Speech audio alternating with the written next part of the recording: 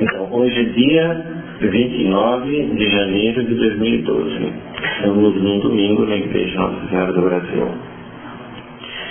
Então, nas duas aulas anteriores, que com essa forma o todo, e essa inclusive talvez seja mais curta, porque falta pouco, a gente estava tentando colocar com base em todas as aulas anteriores os princípios pelos quais a gente pode explicar a crise do homem moderno.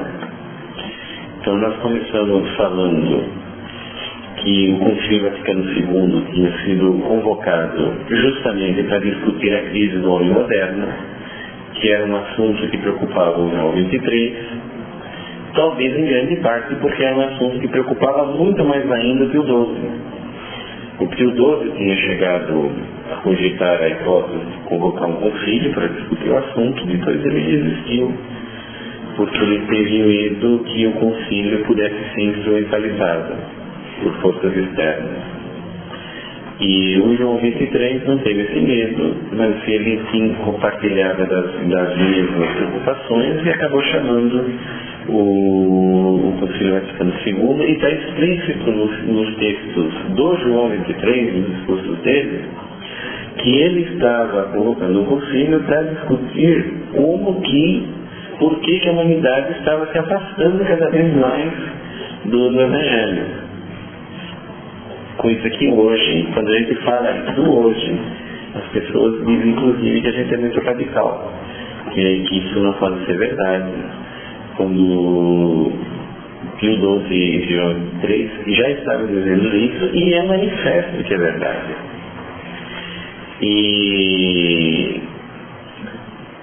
E aí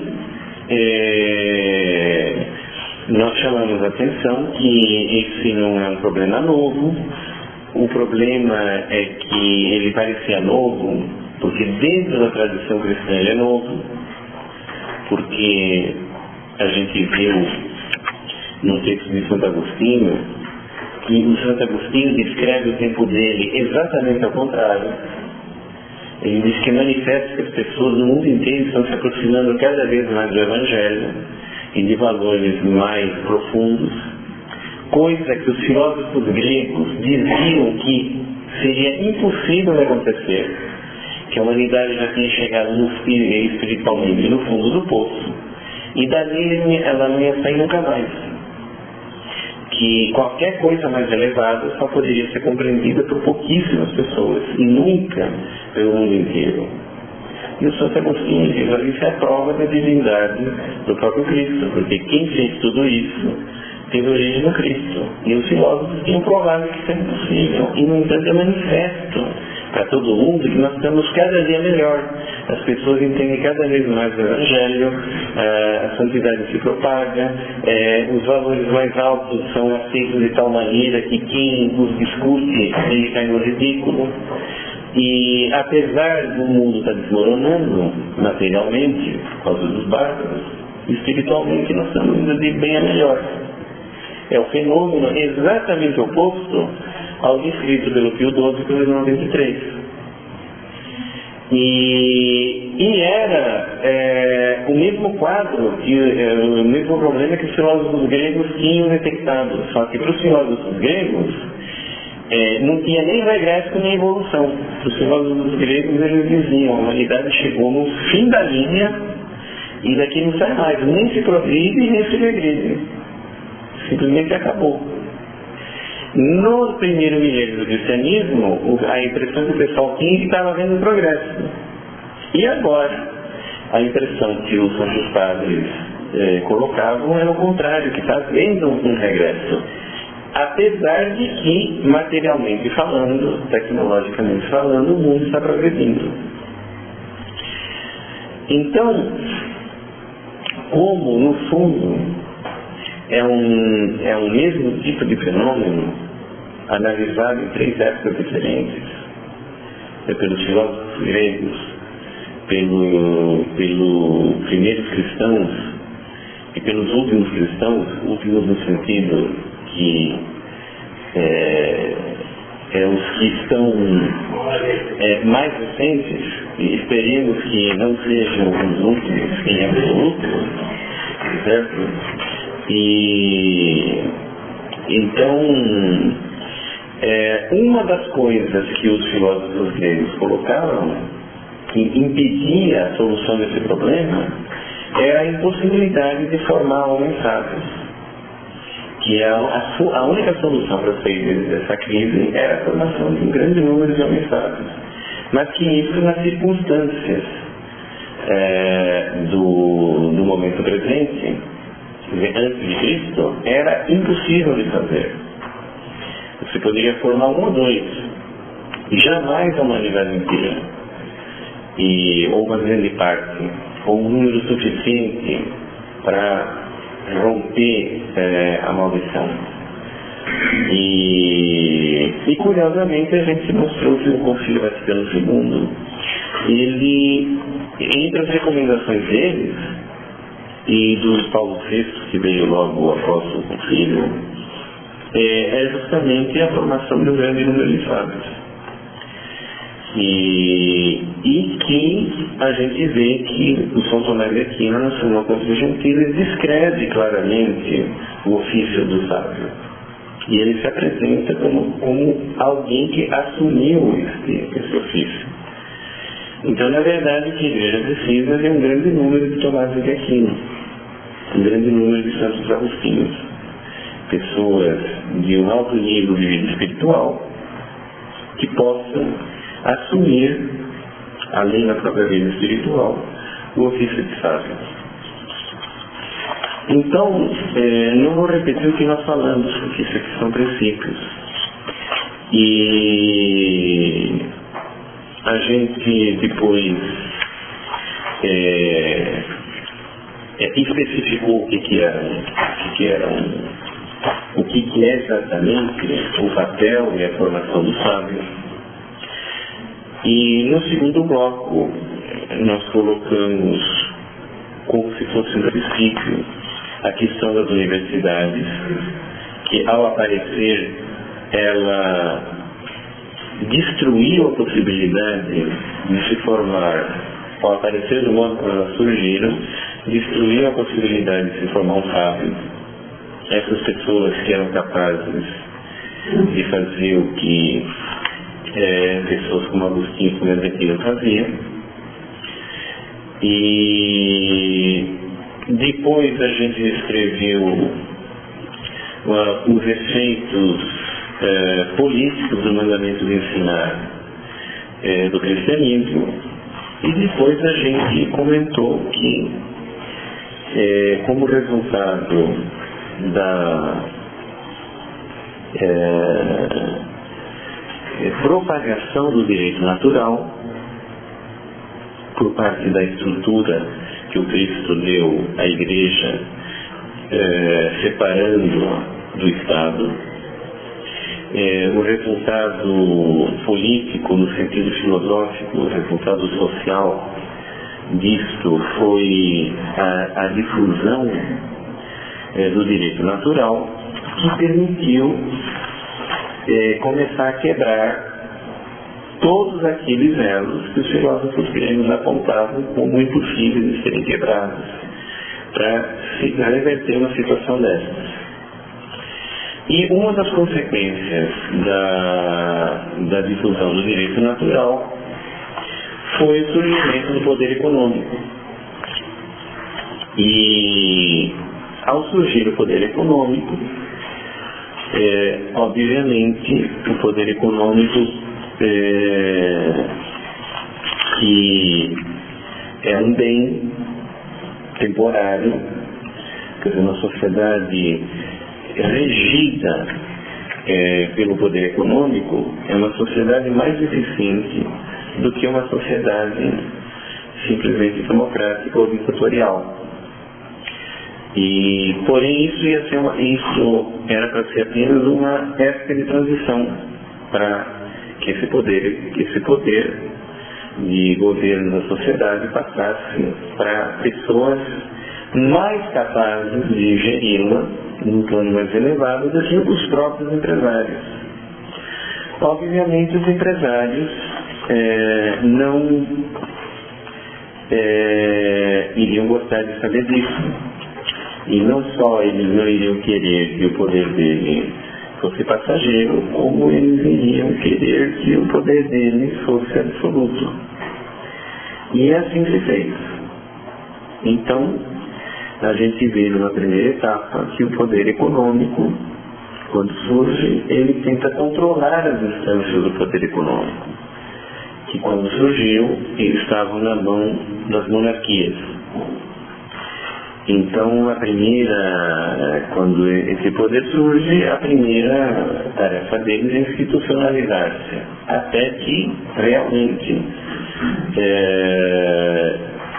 os próprios indivíduos que eram capazes de exercer o poder econômico ou pudessem exercer como tal. Mas, uma vez feito isso, obviamente você quer mais. E então, esse mais, filosoficamente, só pode vir do seguinte: quem controla a sociedade e quem controla as leis. Então aí a gente comentou o seguinte: para você controlar as leis, como a força da lei depende do consenso e da consciência do direito natural, para você controlar a feitura das leis, você tem que fazer duas coisas: destruir o direito natural, a consciência do direito natural, e controlar o consenso. Para destruir o direito natural, você tem que fazer duas coisas. Você destruir a consciência dos 3 itens que o direito natural é composto, que é a consciência do primeiro princípio de uma ordem natural, sobre o qual se baseia a moral. Esse primeiro princípio é Deus. Então você tem que introduzir o laicismo e o relativismo. O segundo ponto do direito natural é o respeito à vida humana. Então você tem que introduzir, entre outras coisas, aborto e eutanásia e outros atentados que forem possíveis. E o terceiro ponto do direito natural é a sacralidade da sexualidade, que se destina à formação de uma família. Então você tem que destruir o conceito de família e destruir o conceito da sacralidade da sexualidade. Se você introduzir o laicismo, o desrespeito à vida humana e a liberalização da sexualidade, em todos os sentidos, e a destruição do conceito da família, você destruiu os princípios do direito natural. Dali para frente não existe mais direito natural na prática.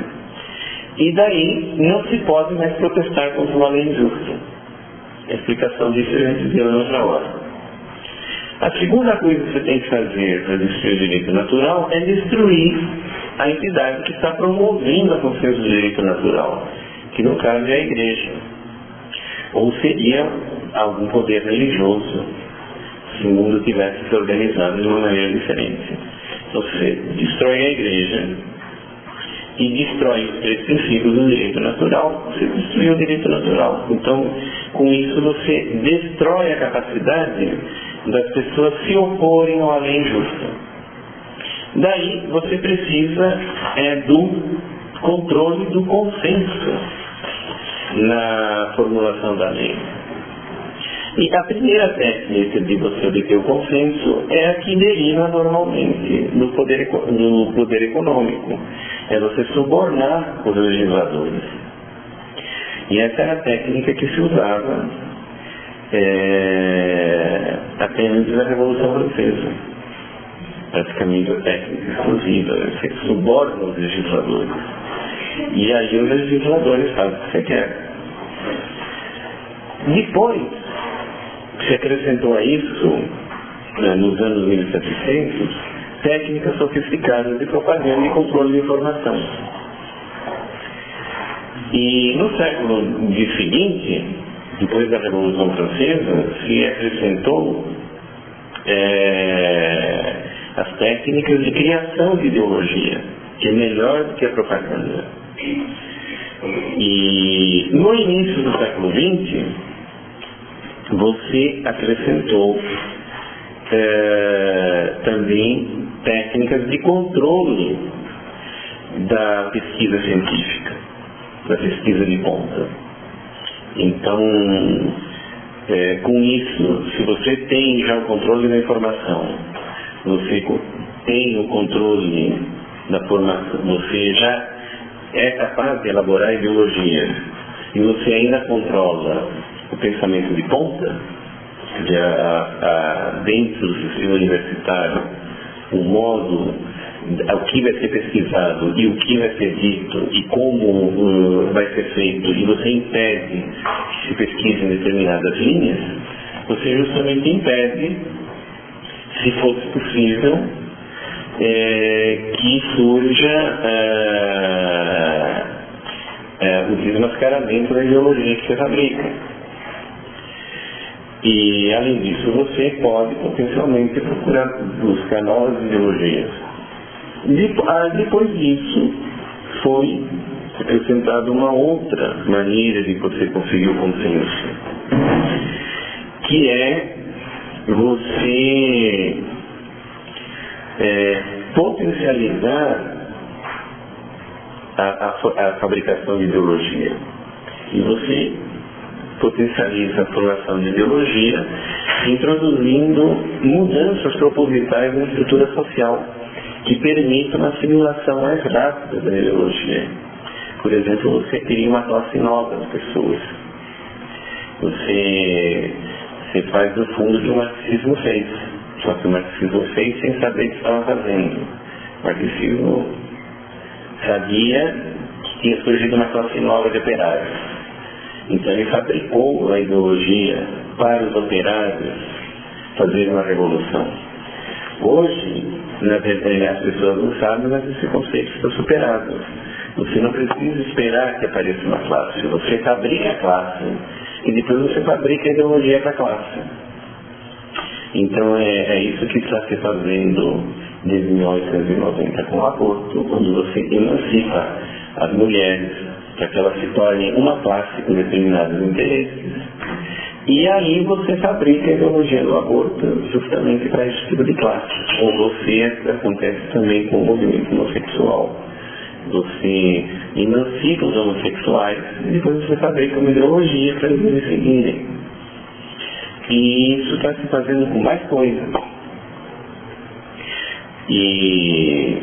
Mas eu estava falando de tudo isso, na verdade, são técnicas de controle de comportamento que, em última análise, esse controle do comportamento se destina a obter o consenso para a fabricação das leis, e que, na verdade, todas essas técnicas, elas convergem para uma que ainda não está sendo usada, mas está sendo preparada, que é a técnica final, é o controle totalitário da educação.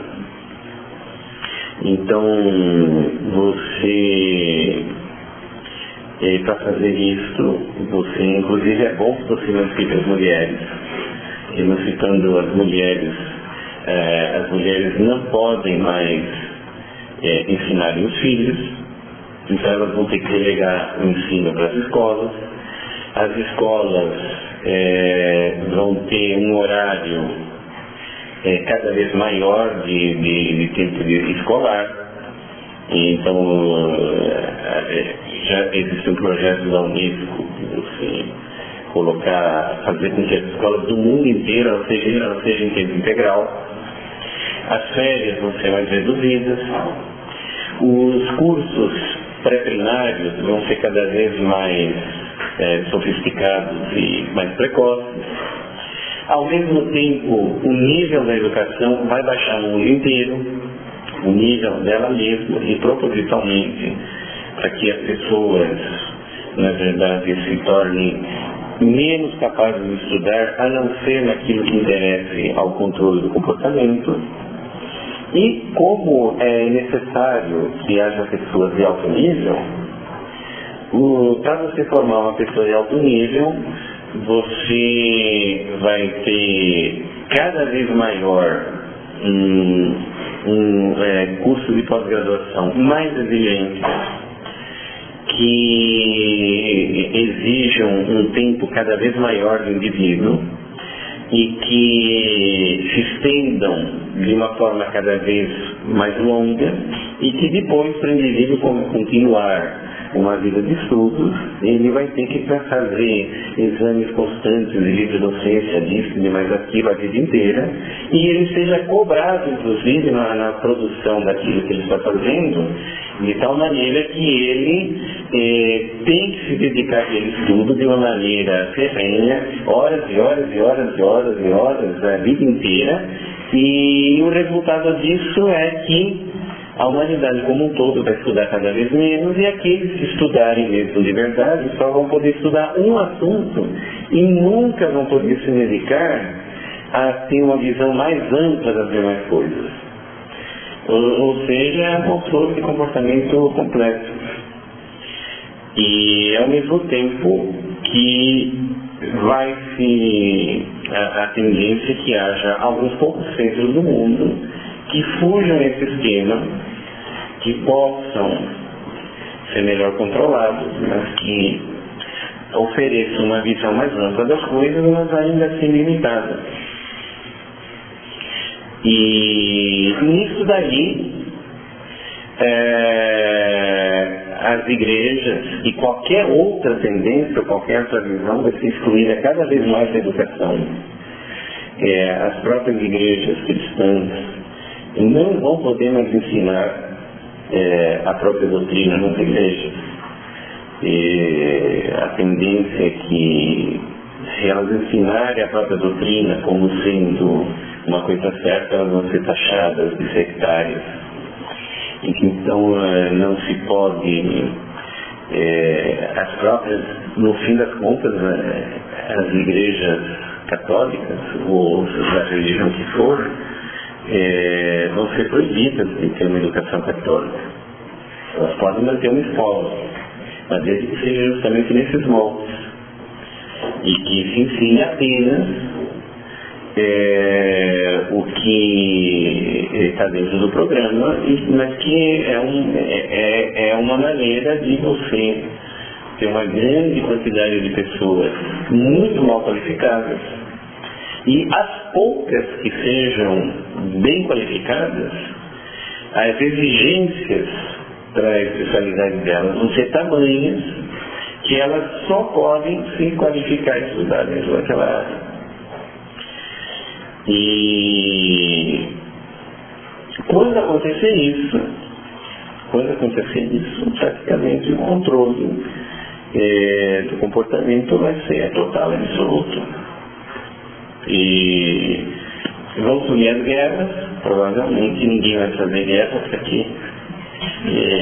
Com o princípio, todo mundo vai ser derrotado. No princípio não precisa mais de guerra. Teoricamente, o mundo deveria estar em paz.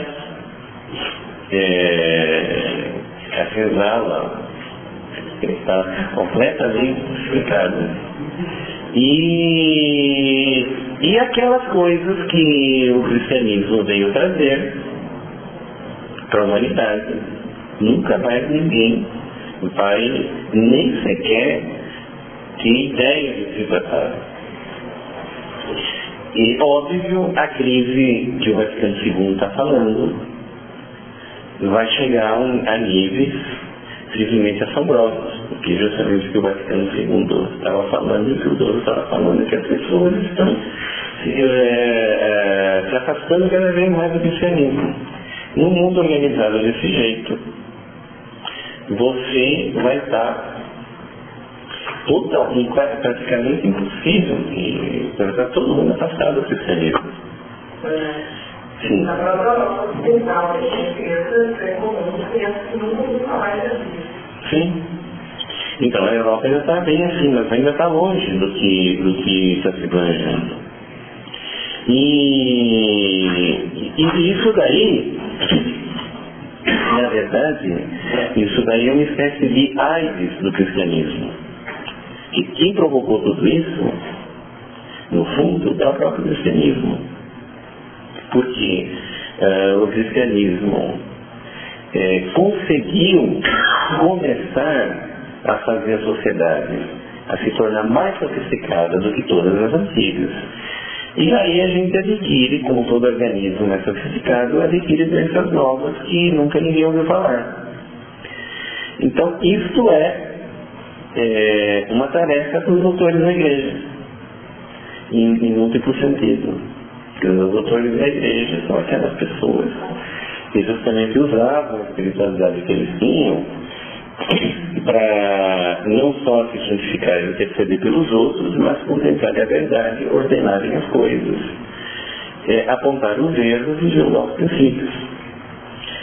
Então isso é o que a igreja reconheceu sempre como sendo a prerrogativa dos doutores.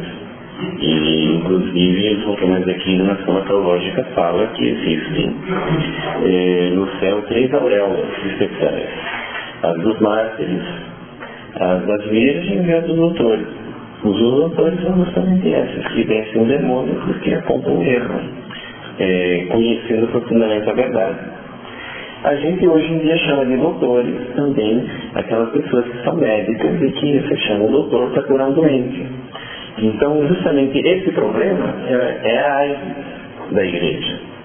E a AIDS que, justamente por ela ter conseguido implementar a sociedade moderna, ela provocou o surgimento, a estrutura necessária para uma forma de poder mais sofisticada do que o do mundo antigo, que é o poder econômico.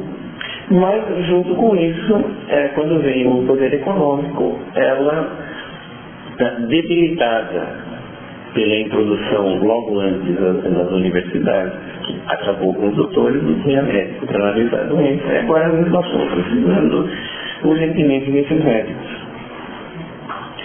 Então, na verdade, o curso está certo. Quer dizer, o poder econômico não é um mal em si, era um bem provisório.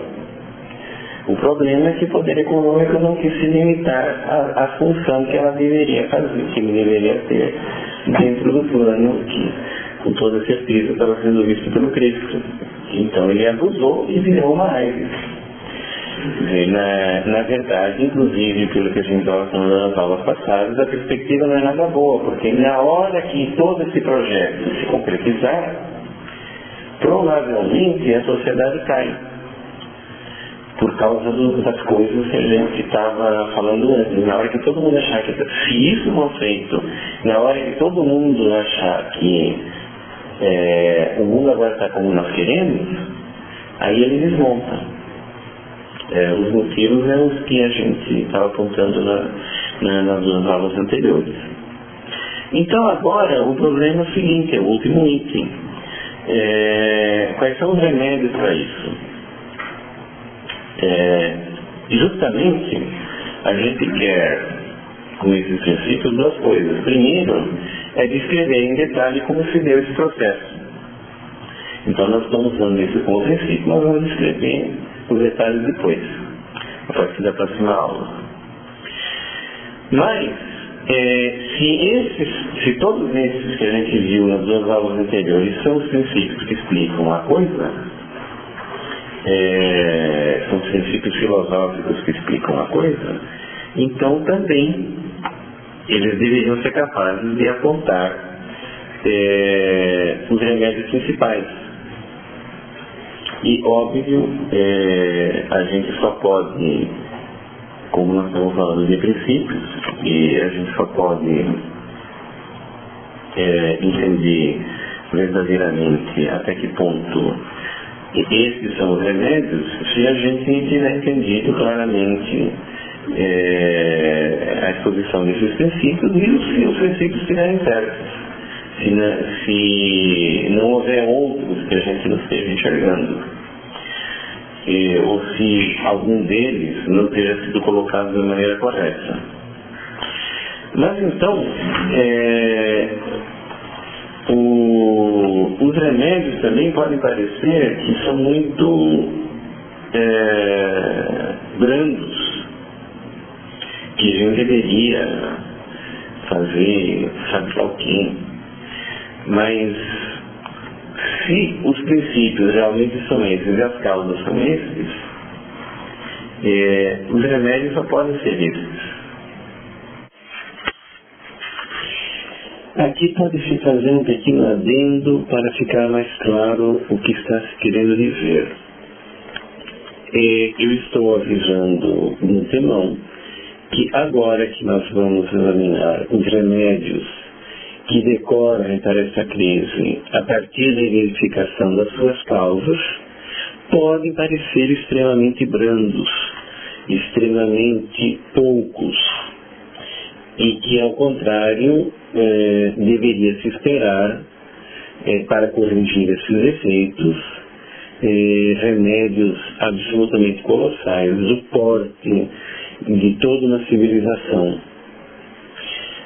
O grande problema é que a própria análise que a gente fez mostra que não está havendo um erro essencial no curso da história. A igreja foi montada corretamente por Nosso Senhor Jesus Cristo. E o surgimento do poder econômico é uma decorrência deste fato. E o surgimento do poder econômico também não é uma anomalia. É o que se devia esperar do crescimento sadio do cristianismo.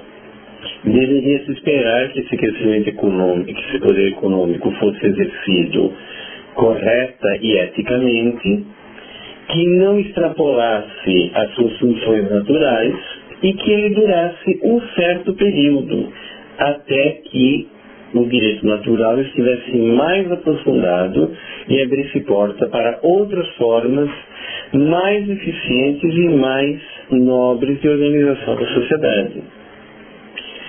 Então, na verdade, não há que se corrigir o curso da história.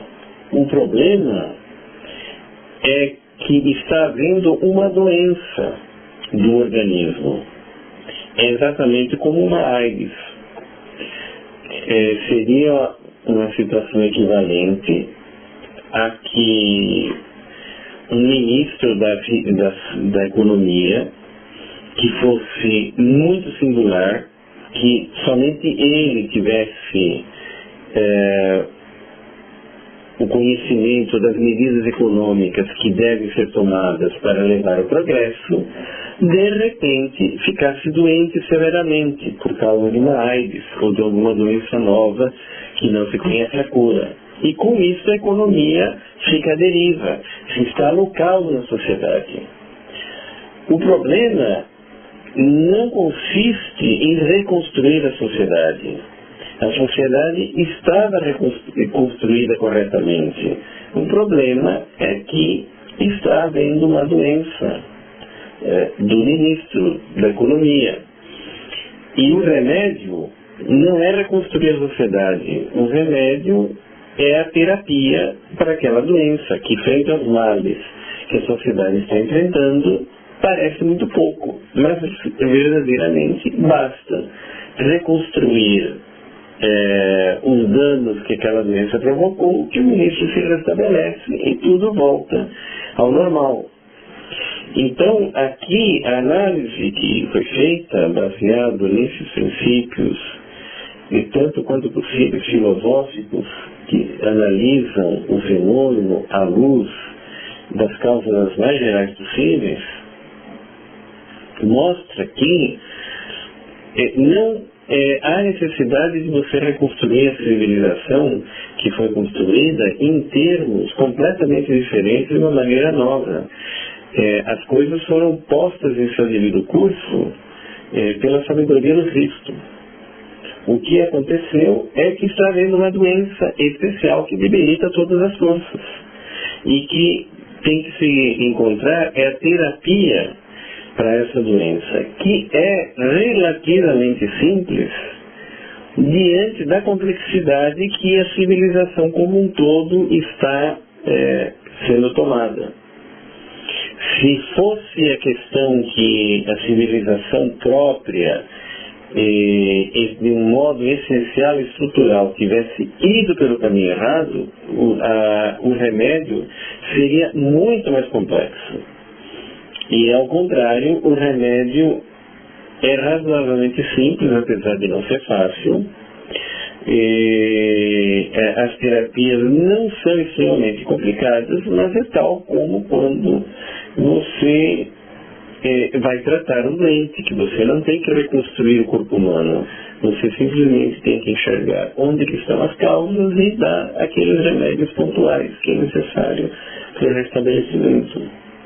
E voltando o corpo ao normal, você não precisa inventar outro corpo humano. Aquele mesmo já é o correto. Então, essa analogia, até algum ponto, explica por que essa análise não resulta em remédios muito mais gerais e complexos do que aqueles que vão ser colocados, apesar de que são remédios muito difíceis e que exigem um grau de conhecimento, de sabedoria e inclusive de espiritualidade muito grandes para serem postos em marcha. Então, dito isto, vamos voltar à gravação.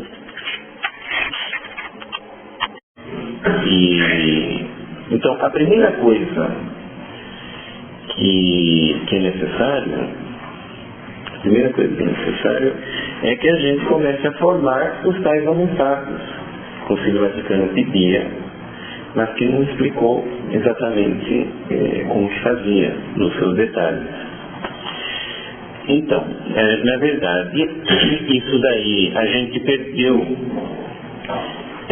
ao longo dos últimos séculos a capacidade e o know-how de como fazer isso. A gente, na verdade, nem entende direito o que é isso, a maioria das pessoas. Então, isso tem que começar a ser feito, mas tem que começar a ser feito de uma maneira na base da tentativa e erro. De qualquer maneira, formar um homem sábio no sentido que se precisa é o seguinte: primeiro, teria que haver um lugar, ou vários lugares, ou vários grupos, aonde as pessoas se decidissem a buscar a santidade. E a santidade é tal como está descrita no livro das Moradas de Santa Teresa. E não adianta, no que se precisa, formar um homem sábio apenas estudando. Porque justamente, como a gente viu na primeira dessas duas aulas, existem duas luzes na psicologia humana. Existe a luz da razão natural e existe uma outra luz que é a da graça atual, que realmente esta é a principal. Então, o homem verdadeiramente sábio é aquele que leva aos limites das possibilidades a outra luz e não a natural. E então, isso é impossível de ser feito estudando. Isso tem que ser feito através da vida espiritual. E a vida espiritual não de uma maneira vaga, mas de uma maneira bastante precisa, tal como a igreja realmente conhece em todos os detalhes na sua tradição, melhor do que provavelmente qualquer outra tradição que já tenha existido sobre a Terra.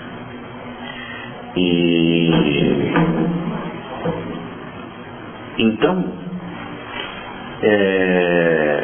o primeiro requisito para você formar um grupo de pessoas que estejam esforçando para buscar a sabedoria é a busca realmente intransigente da santidade. Tal como se encontra descrito nos melhores textos da história da Igreja. O segundo ponto é que não basta isso, por incrível que pareça. Existe Existem pessoas hoje no mundo que realmente buscam a santidade e a encontram. Mas quando essas pessoas ou fazem, elas fazem isso para alcançar a própria contemplação e a união com Cristo e com Deus, e para interceder pelos homens. E o que precisa é que, uma vez que a gente faça isso, a gente aplique isso ao estudo da sabedoria. E isto para fazer as 4 coisas que o São Tomás de Aquino coloca, que é o ofício do sábio: contemplar a verdade, ordenar todas as coisas, ser capaz de ordenar todas as coisas, e ser capaz de julgar os erros, de apontar, de escrever os erros que a humanidade comete nos últimos 700 anos, e ser capaz de julgar os princípios.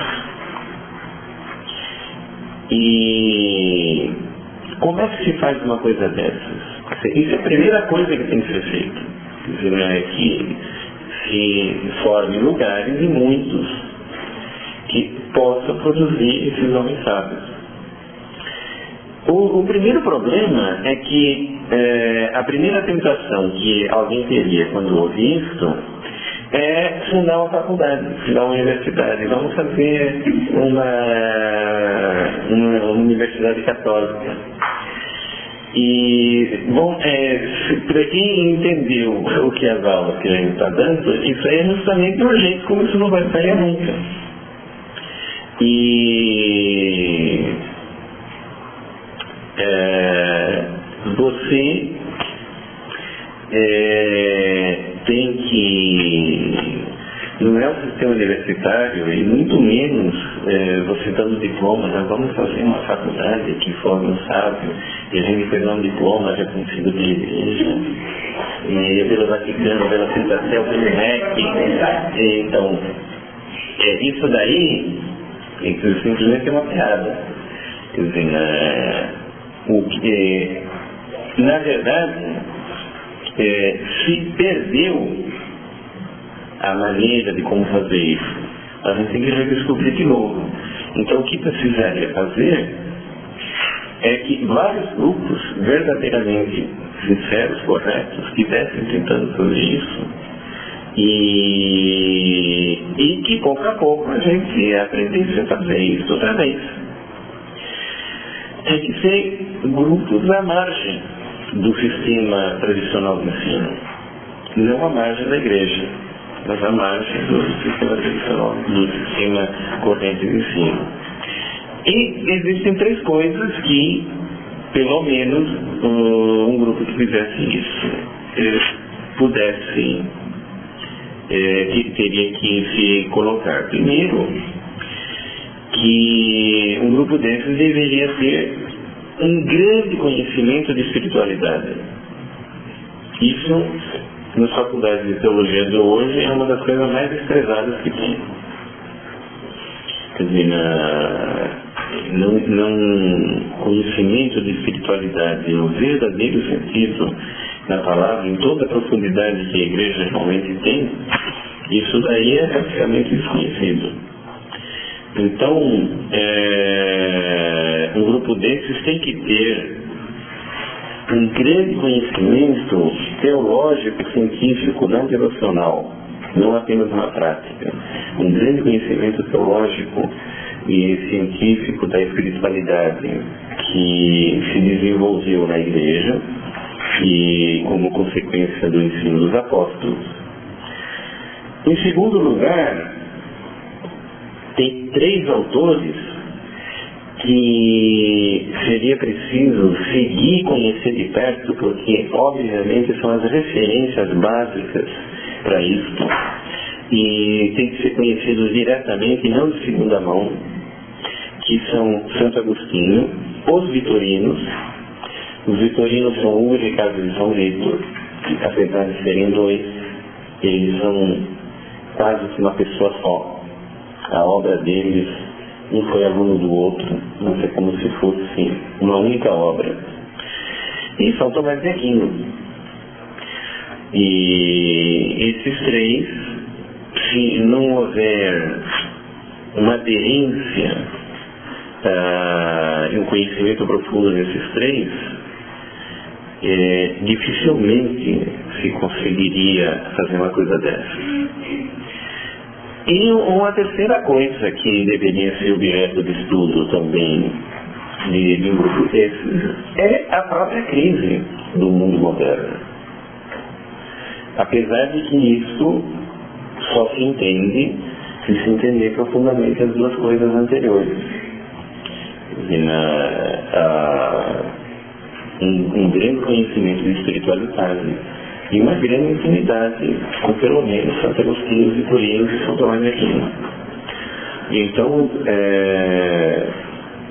o conhecimento da crise é justamente isso que a gente está colocando, a gente ser capaz de, nas luzes que a gente vê, a luz dessas pessoas e a luz da própria graça divina, a gente analisar o problema, ser capaz de analisar o problema em si.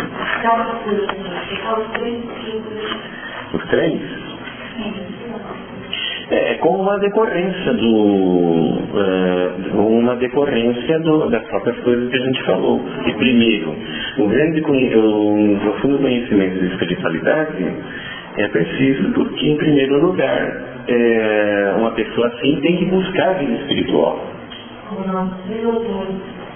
Os três autores? Bom, agora eu não vou discutir isso daqui, é mais complicado.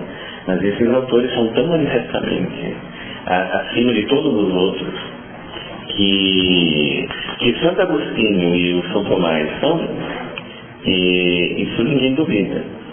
Quer dizer, Santo Agostinho praticamente, eu já falei aqui, os dois santos que abalaram a igreja foi São Paulo e Santo Agostinho, tá aqui comentário.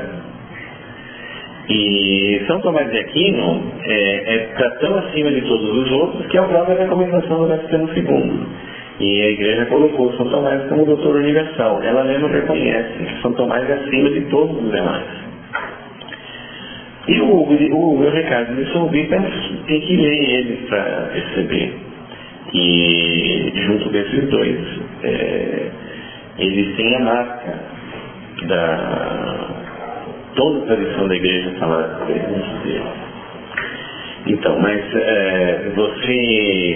você precisa desse conhecimento de espiritualidade porque, em primeiro lugar, essas pessoas têm que procurar espiritualidade.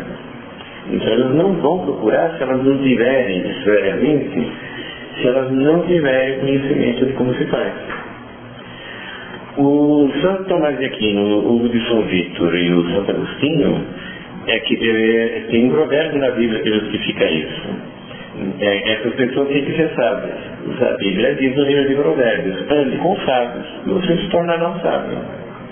Então, como não existem dedos por aí, você tem que então ver aqueles que foram os maiores. E o conhecimento da crise é que justamente a igreja precisa desses sábios para ela poder entender a crise e resolver o problema da crise. Então, se você conhecer os princípios, você contempla a verdade, você ordena todas as coisas, e você é uma pessoa santa, mas você não é capaz de apontar os erros e julgar os princípios porque você não os examinou, como é que você vai fazer? Agora, esse terceiro item é o mais fácil de todos. Se os dois anteriores tiverem existirem. Certo? O único problema é que Jesus precisa ter consciência que tem que fazê-lo. Muitas vezes as pessoas não fazem ideia que tem que fazê-lo. Bom, então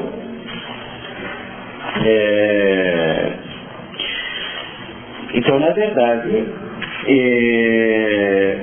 o que tem que se fazer aqui é que haja pessoas que se reúnam dentro da fidelidade ao magistério da igreja, porque na verdade nós estamos querendo resolver isso para que a igreja possa continuar o processo de elevação humana que leva a uma plena evangelização dos povos que começou com Cristo.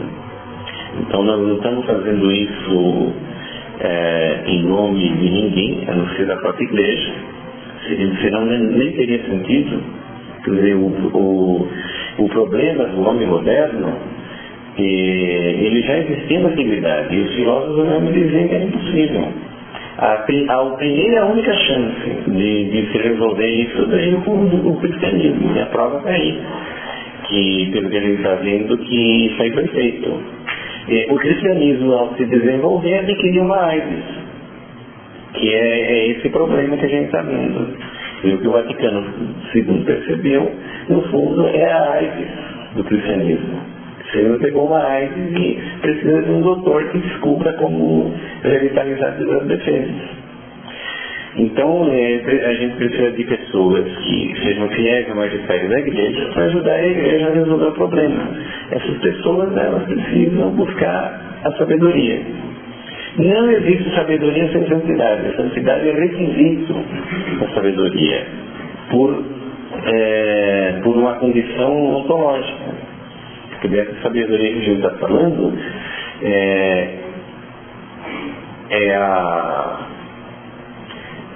o processo que leva à plena perfeição, não à luz da razão natural, mas à luz da razão, à luz que é a própria participação do verbo que fala no Evangelho de São João, é aquela luz que produz a santidade. Então, é ilógico procurar essa sabedoria sem que primeiro haja uma vida de santidade. E então, a primeira coisa que ressalta desse quadro todo é que tem que se formar essas pessoas. E faz 700 anos que foi se perdendo o modo de como formar essas pessoas. A coisa está cada vez pior. E não se sabe exatamente nos detalhes como fazer. Os detalhes têm que ser feitos por tentativa e erro. Quer dizer, pessoas que estejam dentro desses princípios, que sigam o magistério da igreja, que tenham amor à igreja e queiram resolver esse problema por amor ao Cristo e à igreja, elas busquem a vida espiritual e tenham uma vida profunda de estudo e se disponham a estudar como consequência as raízes dessa crise para poder elas mesmas apontarem como se resolve o problema. Mas ordem religiosa alguém que não podia estar nessas características necessárias? Podem. Só não pode dentro do sistema universitário. Quer dizer, não se pode tentar fazer uma universidade com cursos regulares, de diploma, etc., de departamentos, para fazer isso. Não funciona. Mas isso deveria ser das ordens religiosas, mas pode ser também de grupos de leigos. É o que a gente estava falando agora. O apostolado, segundo Vaticano II, ele declarou claramente, é direito inalienável dos leigos. O leigo não precisa pedir autorização para fazer apostolado, ele precisa pedir autorização para falar em nome da igreja, para ensinar em nome da igreja. E mesmo assim, o leigo não pode, nem por delegação, fazer certos atos de magistério. Isso compete ao clero. E agora, fazer apostolado por simples, e isto é apostolado, é buscar santidade, buscar sabedoria e ajudar a explicar o que está acontecendo. Isso daí não precisa de iniciativa de ninguém, não precisa de delegação de ninguém. O próprio Vaticano II, o direito canônico, diz que o leigo tem direito de fazer apostolado e quando o clero não consegue fazê-lo, ele tem o dever de fazê-lo. Aí não é mais um direito, é dever, tem que saber. Se alguém sabe fazer isso, ele tem a obrigação de fazer isso. Se alguém sabe fazer isso e está vendo que a igreja está com dificuldade em fazer isso, tem a obrigação de fazê-lo. Então, eu estou fazendo a minha parte. Espero que vocês façam. Então, essa é a primeira coisa. Tem que formar essas pessoas. A segunda coisa que é evidente que tem que ser feita Você veja, parece coisa pequena, mas não é. Se o diagnóstico estiver certo, é essas coisas que precisa. A segunda coisa que precisa é o trabalho explícito com o direito natural. Por quê? O direito natural, que a gente estava falando, o aprofundamento do direito natural era a consequência do trabalho da igreja. Mas a igreja nunca trabalhou diretamente com o direito natural. Ela foi pregando o evangelho, na medida que o evangelho era pregado, o direito natural era assimilado. Aqueles que assimilaram mais e que aderiam à igreja, aderiam à vida espiritual, se confessavam, começavam a ter uma vida de oração, etc., eles iam muito além do direito natural, eles alcançavam a vida espiritual. Mas mesmo nas pessoas que não aceitaram a igreja, ou que não levavam a sério uma vida espiritual, pelo menos o direito natural acabava entrando. Eles entendiam que você não pode matar os outros, você não pode ir no Coliseu assistir uma luta de gladiadores, você não pode fazer aborto. Ele pode até dizer que é ateu, mas ele entendeu, pelo menos o direito natural. Direitos humanos são consequência. Direitos humanos são consequência disso, o direito trabalhista é consequência disso, a educação universal é consequência disso. Então, até o governo que se diz ateu ou laicista, ele assimilou todinho o direito natural. Está vendo tudo torto, mas ele assimilou. Então, agora, o problema é o seguinte, que antes o direito natural não era respeitado pelas paixões humanas.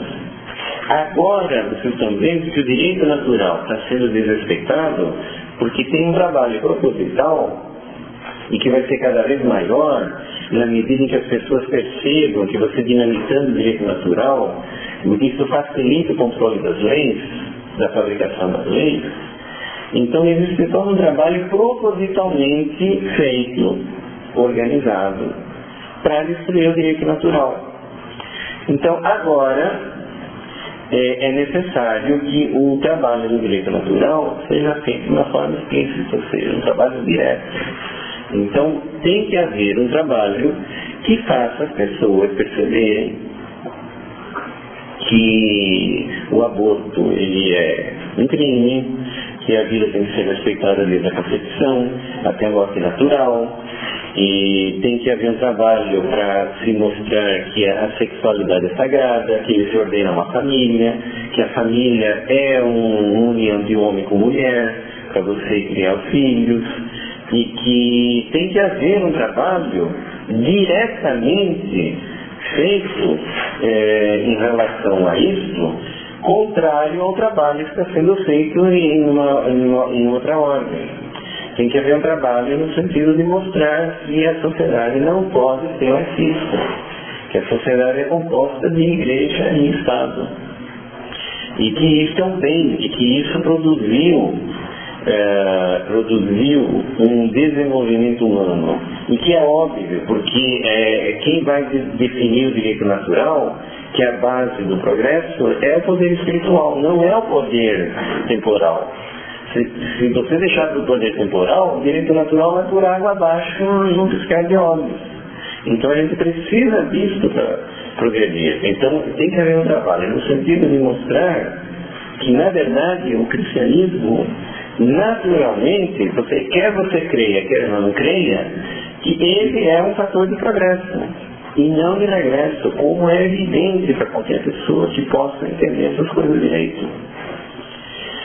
Então, essas coisas, os três itens do direito natural têm que ser trabalhados explicitamente. E são muito fáceis de serem trabalhados. Porque essas coisas são verdade. A verdade é fácil de ser aprendida. Você precisa de bilhões para fazer as pessoas se convencerem do erro. Você precisa de muito menos para fazer elas se convencerem do certo. O único problema é que tem que fazer um trabalho explícito. Não pode mais esperar que as pessoas entendam isso por osmose, simplesmente embutido dentro do sermão do domingo. Tem que haver um trabalho explícito para enraizar no direito natural das pessoas. E que não é um trabalho difícil de se fazer, mas tem que ser feito. Ao se fazer isso, acontece simplesmente um milagre.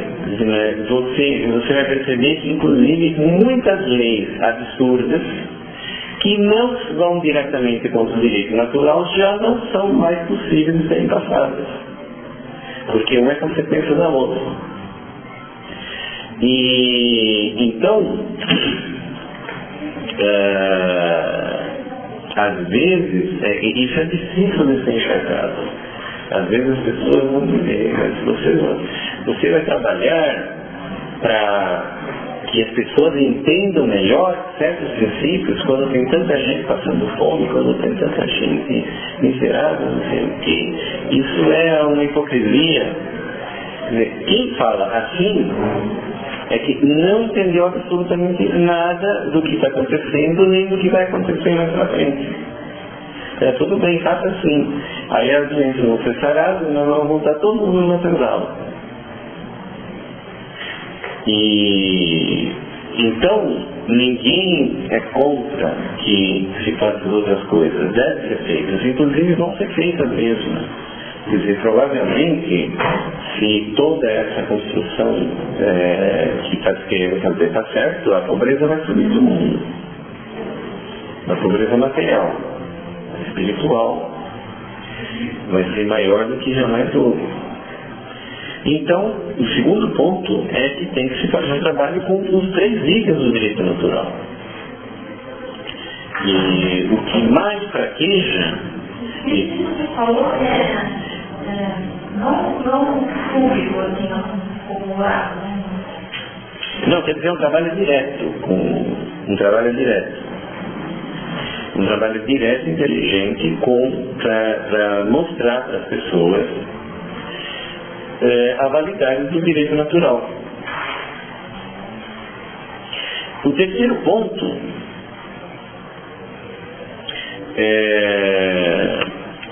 ponto é o seguinte, é a terceira coisa que se precisa. Você não consegue fazer as coisas direito quando as ideias não são claras. Então, toda vez que se faz alguma coisa no mundo, sempre foi assim. Antes disso, durante décadas, as pessoas desenvolveram as ideias que tornavam aquilo verossímil.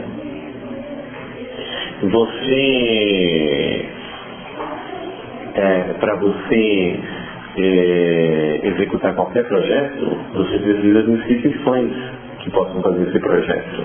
E antes de existir as instituições, você precisa que as pessoas, a sociedade como um todo, uma boa parte dela, entenda a necessidade dessas coisas.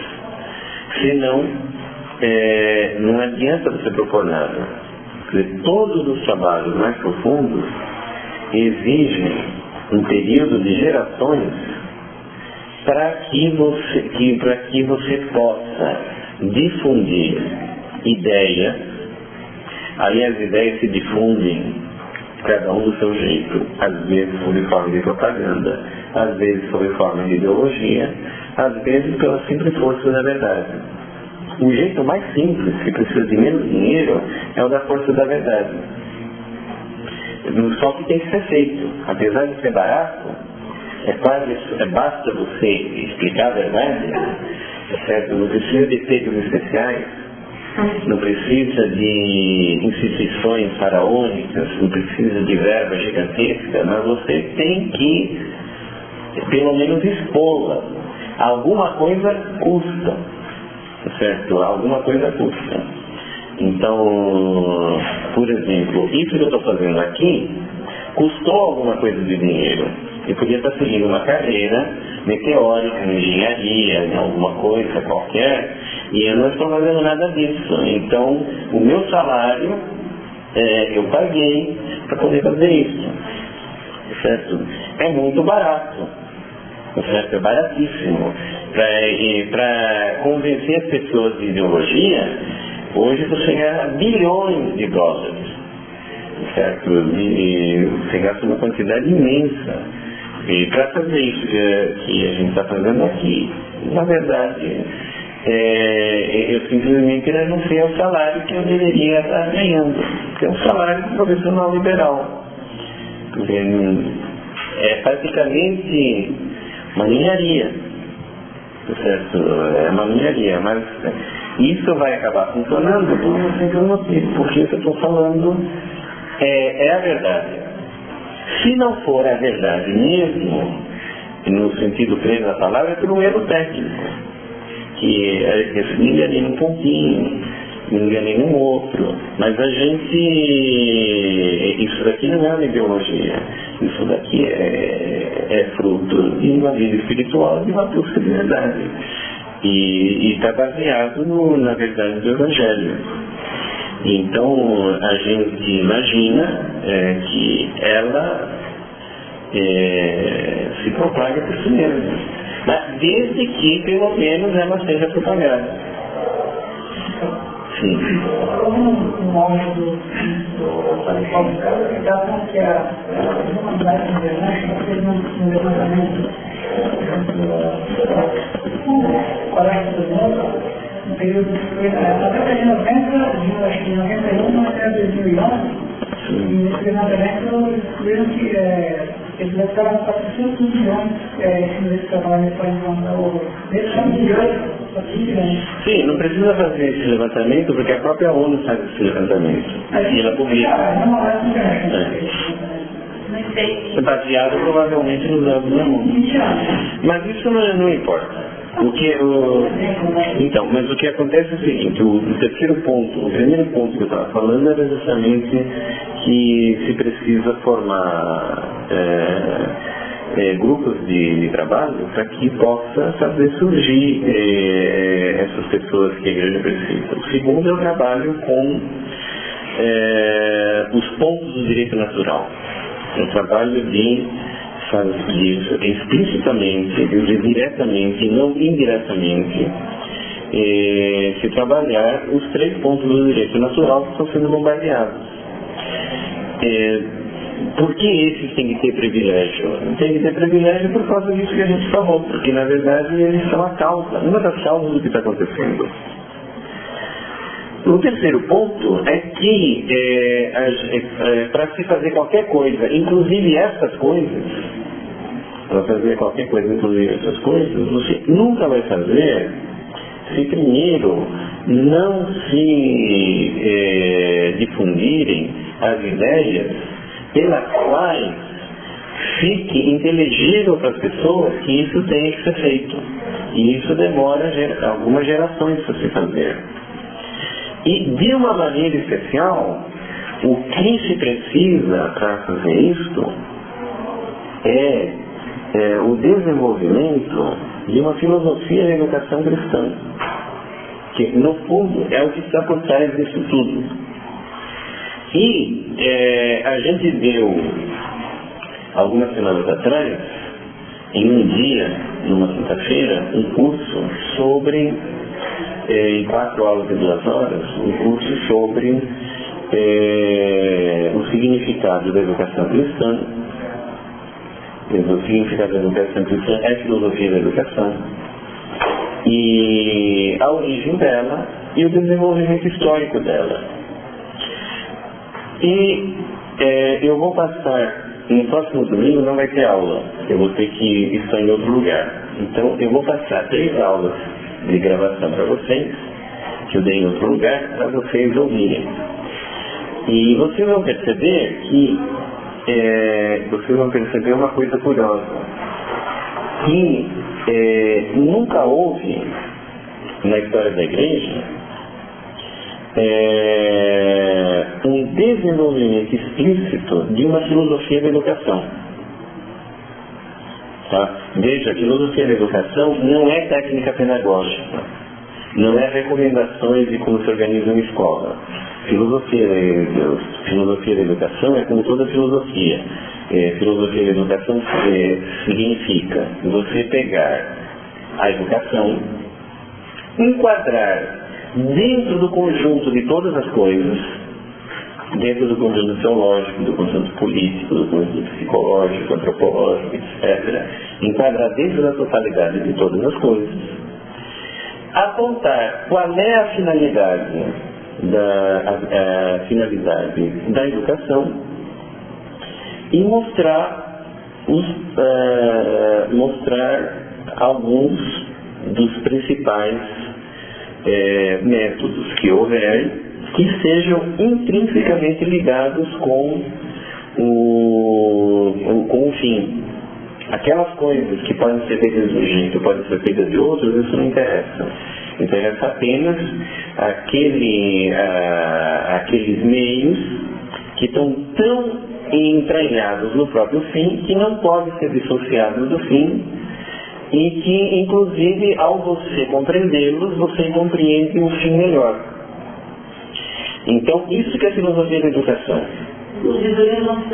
Isso que é a filosofia da educação, é você pegar o tema da educação, enquadrar dentro do conjunto de toda a filosofia, ou de toda a teologia, apontar claramente qual é a meta, qual é a finalidade, e apontar apenas aqueles meios que são tão intrinsecamente ligados ao fim, que eles são, de uma certa maneira, são o próprio fim, ou uma consequência imediata do fim, que não possa ser dissociado deles e que sejam negociáveis, em qualquer sistema que for. E o resto é didática, é administração do ensino, é economia da escola, é metodologia, o resto não é mais filosofia, é psicologia da educação, etc. Então, isso daí, a igreja nunca teve explicitamente. A igreja desenvolveu metodologia, desenvolveu coisas desse tipo em outras áreas.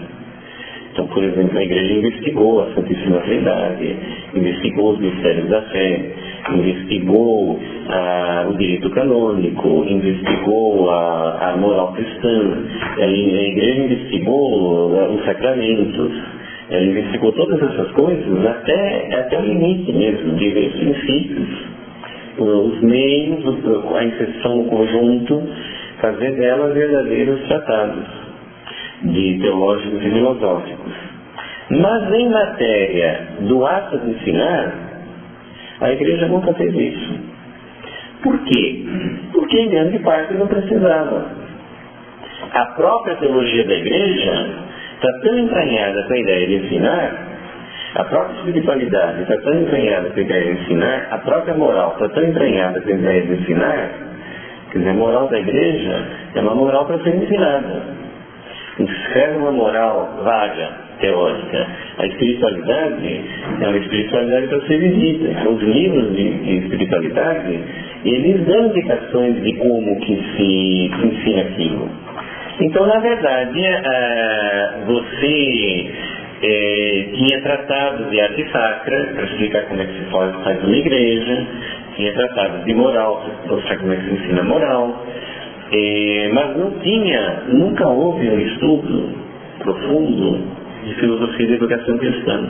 Porque você conhecendo tudo o resto, você naturalmente deduzia como é que fazia.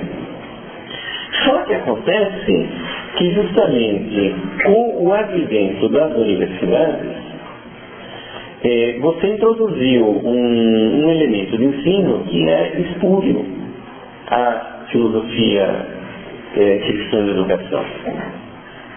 O sistema universitário não permite levar os princípios da moral, da ética, dos mistérios da fé, do ponto de vista de ensino, até os limites, ele pode. Então, o que estava implícito nessas coisas todas, as pessoas não conseguiam fazer mais. E começou, inclusive, a não ser mais tão explícito. Na medida que o sistema universitário se finalizava, o pessoal não percebia, por ter faltado isso, que eles não conseguiam levar as últimas consequências.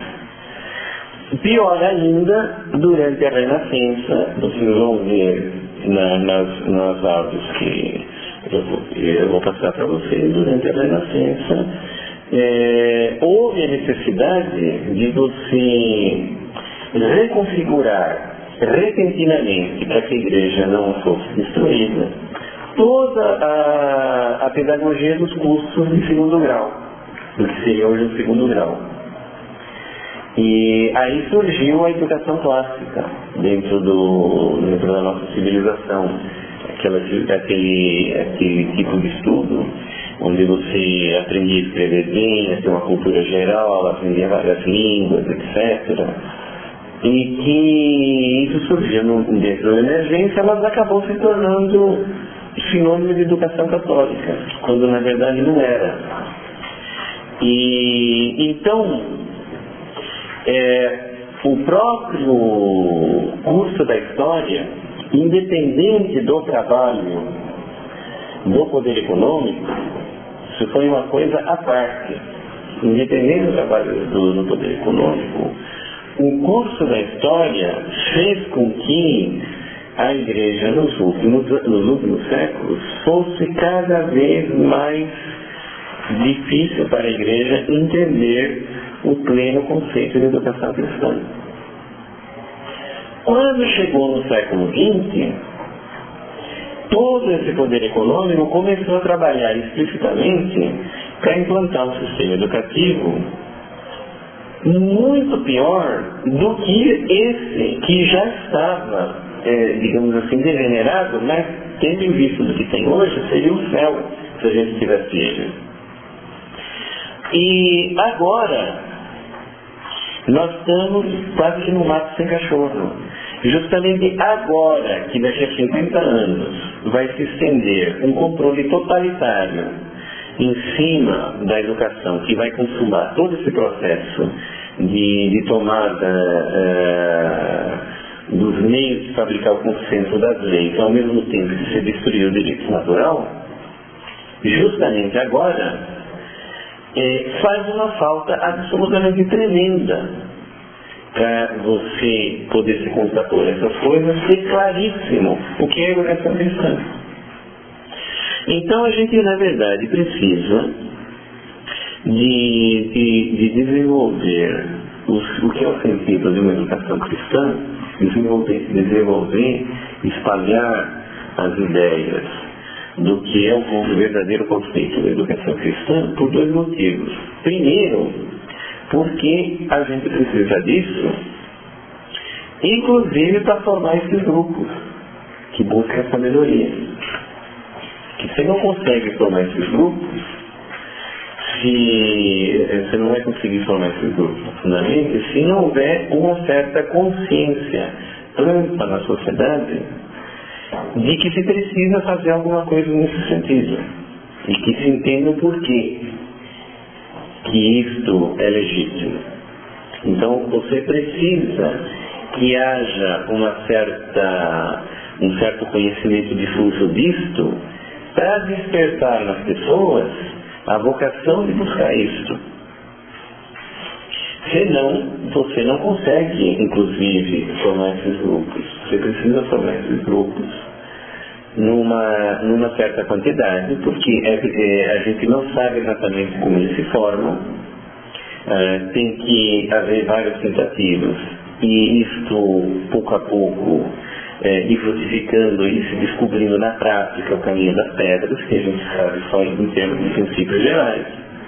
Mas justamente para se fazer isso, para que não seja apenas um grupo, mas que isso possa frutificar na igreja, possa atrair inclusive a atenção das ordens religiosas e de outras forças boas dentro da igreja, você precisa de um trabalho de 3 a 4 gerações ou mais, onde você difunda os princípios de uma filosofia, do que é o conceito cristão de ensinar. Um dos motivos é esse, justamente para poder começar a ver a formação desses homens sábios. Mas o outro motivo é outro. É que daqui a 40, 50 anos vai haver um assalto generalizado à educação em nível mundial. que está se preparando desde agora. Quer dizer, a igreja vai ser totalmente colocada no escanteio e os pais e as famílias também. E não vai haver possibilidade nenhuma de você modificar em qualquer coisa no ensino, a não ser nessa linha que esteja sendo colocada. E as pessoas vão ser cada vez menos capazes de entender a necessidade disso. Isso é uma anestesia geral. Então, antes que aconteça isso,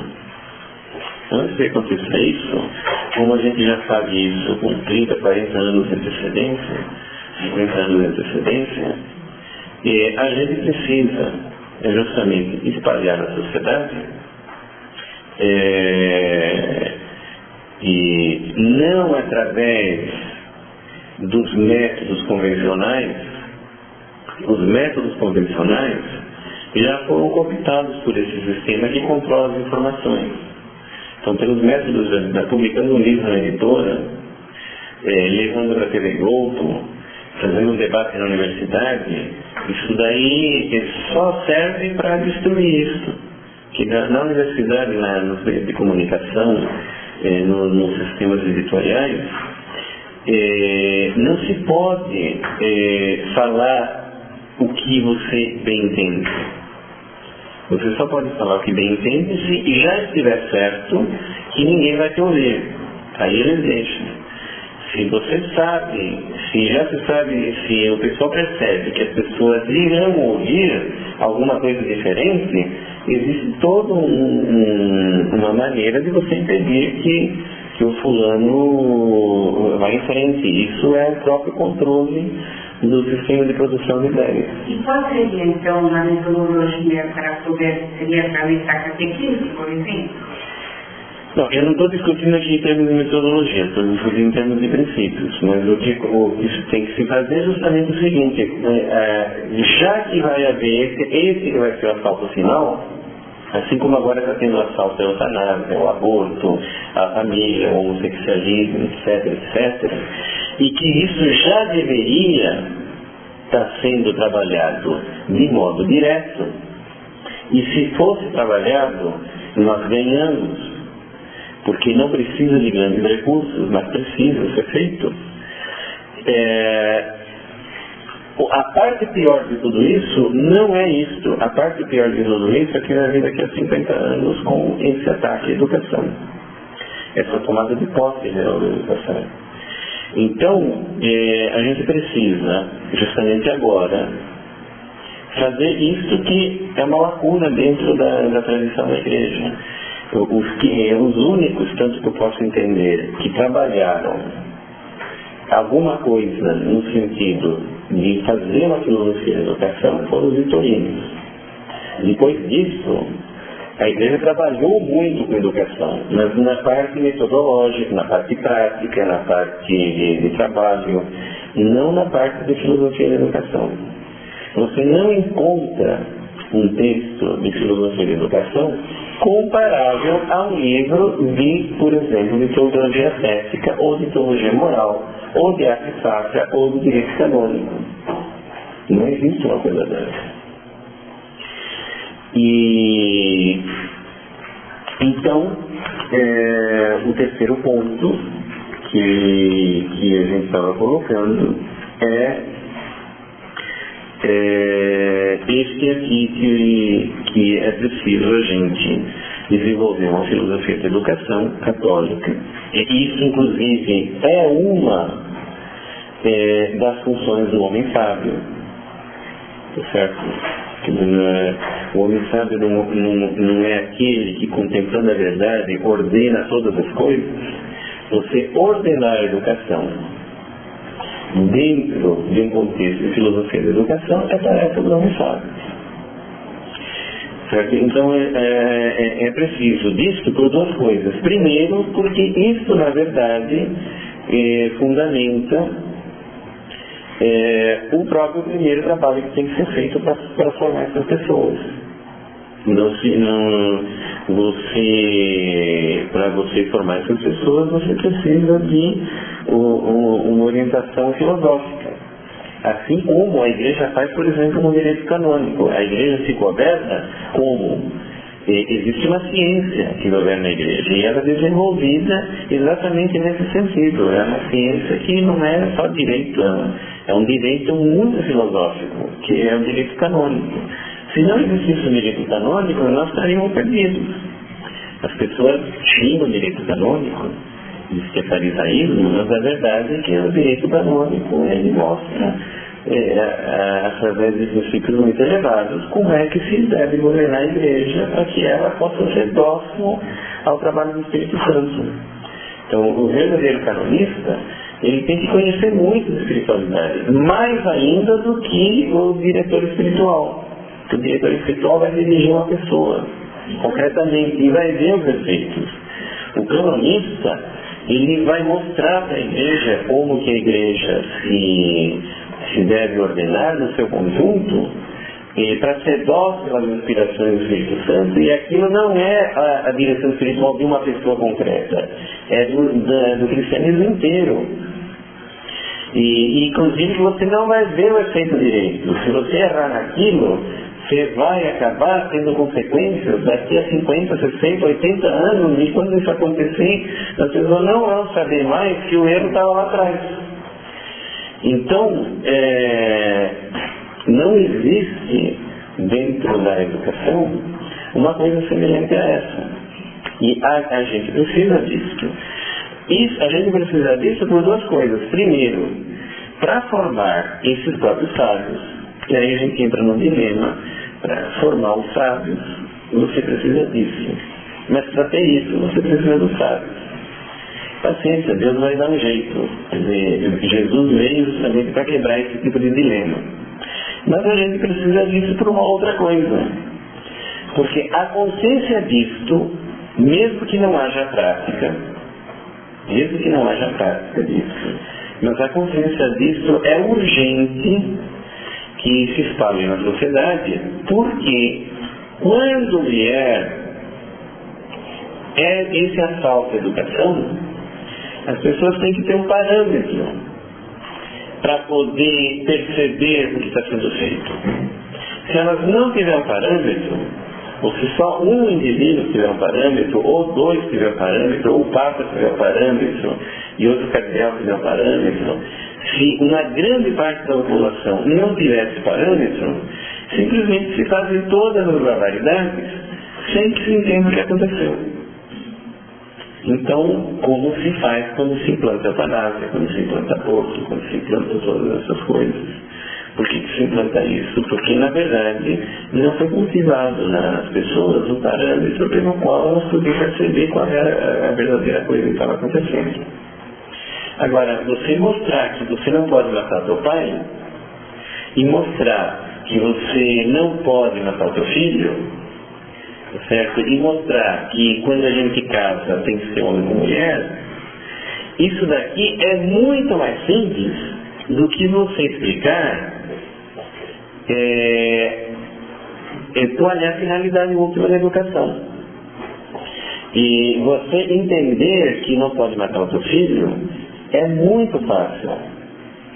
Entender qual é a finalidade última da educação é bem mais difícil. Então não é tão fácil mostrar isso, precisa de mais trabalho do que o trabalho sobre o direito natural. O trabalho sobre o direito natural que não se faz, e é justamente por isso que essas coisas ganham corpo no mundo, ou se faz muito pouco. Nos lugares onde se faz, não se consegue tão facilmente, ou não se consegue de todo impor essas coisas. E esse trabalho é muito mais simples do que o trabalho de você mostrar o que seria verdadeiramente uma educação católica, uma educação cristã. Mas se as pessoas tivessem a consciência disso, como, por exemplo, no Brasil, a maioria das pessoas é contra o aborto. Elas têm a consciência de que é uma vida humana. Se as pessoas tivessem consciência do que é uma educação católica, como, até um certo ponto, no Brasil, existe a consciência do que é a vida humana. Quando vier esse, que é o golpe final, certo? E eu não estou justificando isto porque é o golpe final, estou colocando como coisa de princípio, a gente vai ver isso depois. Quando vier isto, naturalmente ele vai dizer não, pode parar. Certo? Então, são essas três coisas que, na verdade, elas são um remédio contra o quadro que a gente está vendo. E pode parecer pouco, e pode parecer que a gente pudesse dizer outras coisas mais fantásticas, fundações, instituições complexas, etc. Mas o problema é o seguinte: analisadas as causas, são exatamente essas as coisas que a gente precisa. Pode fazer mais um monte de coisas. Então, e contra o poder econômico em si, isso não é problema. Que o surgimento do poder econômico foi um bem provocado pelo cristianismo. E é um bem provisório. E teria sido um bem completo. É provisório de qualquer maneira, porque não vai durar eternamente. Sem o direito natural de se aprofundar, vai surgir uma outra classe de pessoas que não os empresários, que são mais inteligentes, mais capazes dos empresários, trabalham mais do que eles, e que vão acabar tomando naturalmente o poder. Aí vai ter outro tipo de AIDS. Tá certo? Que a igreja vai ter que enfrentar também, porque o poder, exceto de pessoas muito santas, ele corrompe. Então, depois que a classe do poder econômico sumir e vier outra mais capaz, e na hora que ela perceber que ela pode controlar tudo, inclusive o poder econômico, ela vai querer também fazer a mesma coisa. Então vai ter uma AIDS pior do que essa. E a gente vai ter que aprender. Quem projetou toda essa nova edição não deveria ser já isso, né? E quem falou que não viu? E quem falou que não viu? Mas para o que realmente, na verdade, nós estamos no caminho certo. A igreja, a sociedade está no caminho certo. Simplesmente pegou mais. Então, os remédios para essa AIDS, pelo que a gente está entendendo as causas, são basicamente esses aqui. Isso daqui, feito direito, deveria dar um resultado tremendo. Então, tem que se formar um grupo, ou vários grupos de pessoas que estejam buscando a sabedoria dentro desses princípios. Tem que fazer um trabalho amplo e generalizado, diretamente com os três princípios do direito natural. E não é qualquer trabalho, é uma coisa, deve ser uma coisa organizada, metódica, mas que dentro da pobreza da igreja é mais do que suficiente. A igreja, perto do dinheiro do poder econômico movimenta, é paupérrima, mas é mais do que suficiente para se fazer isso. E, em terceiro lugar, se precisa desenvolver uma filosofia da educação, por dois motivos. Primeiro, justamente para poder fundamentar e guiar esse mesmo trabalho de formação desses sábios. E segundo, porque essa mesma filosofia ela tem que ser difundida e coerentemente como uma prevenção a esse assalto final que está querendo ser dado. E parece simples, e parece pouco, parece irrisório, mas outras coisas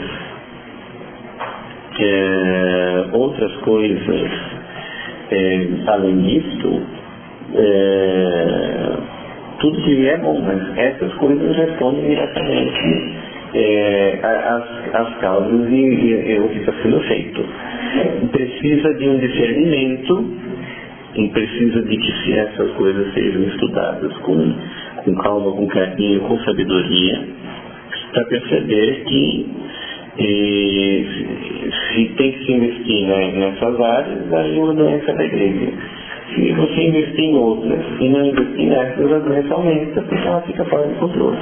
A gente vai ter mais um programa lá na frente, que é desenvolver isso só no Brasil, não resolveria, porque isso é mundial. Como na frente, se a gente consegue resolver isso, só que a gente vai ficar isolado, né? Não, mas eu não estou discutindo isso. Estou discutindo em termos de princípios. Atualmente vai ter que discutir lá na frente também, né? Como? Então a gente vai ter que ver lá na frente também, né? A gente tem que isso aqui, ficar isolado no meio do mundo, tudo sua volta, dominado. Sim, ele está dizendo, né? Se fizermos isso só no Brasil, e não fizermos isso no mundo todo, não vai resolver nada. Então, eu não estou entrando no mérito da questão, porque tudo isso daqui que eu falei nas três aulas é apenas uma questão de princípios.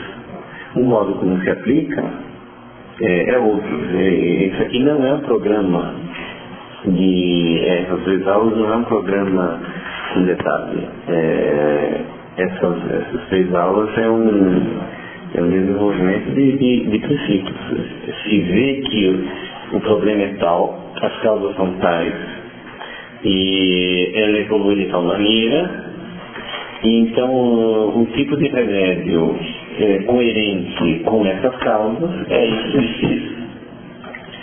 E então, depois, o que a gente vai fazer em seguida é analisar historicamente. Quer dizer, isso não é nem um esboço histórico, tá? É um esboço de princípio. Nós vamos nas próximas aulas ver alguns detalhes históricos de como que isso realmente se desenrolou.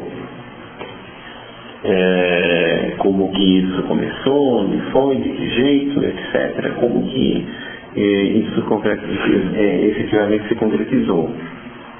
Quer dizer, basicamente, se vê que tudo isso tem em termos de princípios, inclusive porque a gente estava falando, a consequência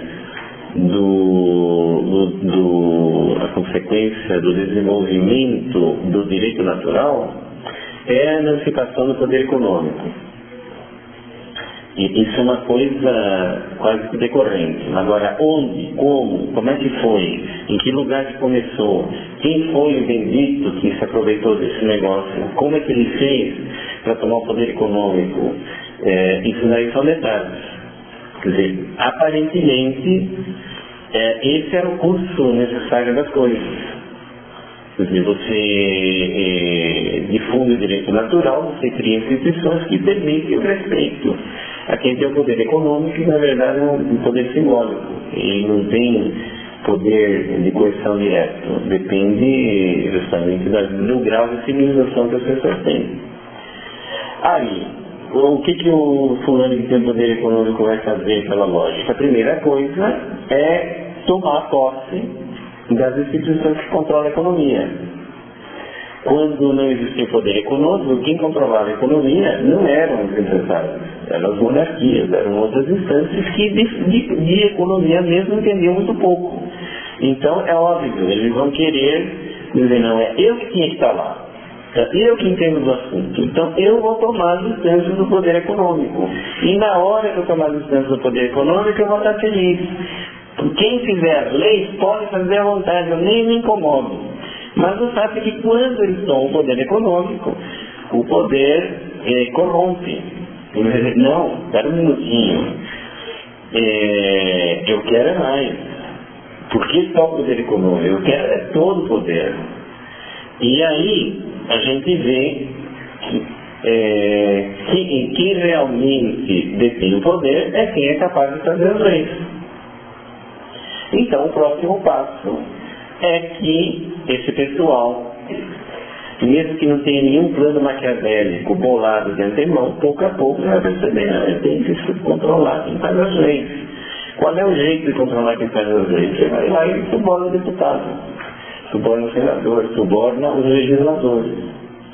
Mas aí, pouco a pouco, inevitavelmente, quer dizer, o que faz a força da lei? Do ponto de vista dos princípios teóricos, dos princípios filosóficos, a força da lei é o direito natural, que impede que você faça qualquer lei, porque o povo se rebela. Se você for contra o direito natural e as pessoas percebem, eles dizem isso é injusto. Então, o que faz a força da lei é a consciência do direito natural, e faz a força da lei o consenso, o consenso que a sociedade, os legisladores dão. Então, se o fulano que tem o poder econômico, ele quiser saltar a lei, ele, se não for filósofo, se ele for filósofo, ele vai entender isso em um dia. Se ele não for, ele vai demorar gerações, tentando de um jeito, tentando de outro, e subornando aqui, aí quando vê que só o suborno não é suficiente, ele tem que fazer uma propaganda, então ele tem que fazer outra coisa, pouco a pouco ele vai achando o caminho das pedras. Se ele fosse um filósofo verdadeiro, ele achava o caminho logo, imediatamente. A lei, a força da lei é consequência do direito natural e do consenso. Então eu preciso derrubar o direito natural e conseguir o consenso. O direito natural, como é que se derruba? O direito natural, se aquelas três coisas, você derruba aquelas três. Faz a propaganda contra, faz as pessoas entenderem que aqueles princípios não valem. Quem está propagando isso é a igreja. Vamos acabar com a igreja. Então ele ainda acaba com o direito natural. Mais cedo ou mais tarde eles tinham que perceber que tem que acabar com a igreja. Mais cedo ou mais tarde eles têm que perceber que tem que acabar com o respeito à sexualidade e à vida humana e introduzir o laicismo. É inevitável. Eles aprendem isso devagar. Demora décadas, séculos para entender cada ponto. E a outra coisa é o consenso. Então você tem que controlar o consenso. E aí tem os vários métodos do consenso. O método final, que dá o poder total do consenso, depois que você usou todos os outros, é o domínio completo do sistema escolar. Que aí você modela as pessoas exatamente do jeito que você quer. Tá? Você não pode dominar o sistema escolar sem você ter passado por todos aqueles quatro lances. O pacto do suborno, do controle da informação, da fabricação da ideologia, e é aquele espaço que a gente nos propôs. Quando aquilo está generalizado e o direito natural está acabado, o direito natural, a sexualidade para que é? A sexualidade é para formar uma família. E a família para que é? É justamente para você educar os filhos. Você jamais vai controlar a educação se você não derrubar primeiro a sexualidade, porque a consequência da visão correta da sexualidade é você desejar uma família. E você vai desejar uma família para educar os filhos. Se uma pessoa tem o conceito certo da sexualidade, como é que ela vai deixar que um poder econômico assalte o sistema educacional e tire a educação que você deve dar para os filhos e dê para o Estado? Então você tem que derrubar, para você assaltar a escola, você tem que derrubar primeiro o sistema educacional e tem que derrubar primeiro a moral sexual. Tá certo? Quando as pessoas não quiserem mais ter filhos e, portanto, por consequência, não quiserem mais educá-los, tá certo? Ou tanto faz se ter ou não tem, mas de qualquer maneira não tiver consciência nenhuma de educação, e isso é consequência da deturpação da sexualidade. Se você assaltar a escola, você acha que está ótimo, porque mas eu não queria mesmo educar aquele pentelho, certo? Inclusive nem sei educar o pentelho, nem sei para que eu educaria se eu soubesse. Então, claro, toda falta de educação é bem-vindo. Quando a educação for assaltada, todo mundo vai aplaudir, até que enfim o Estado está fazendo o seu papel. É para isso que eu votei nele. Estão percebendo?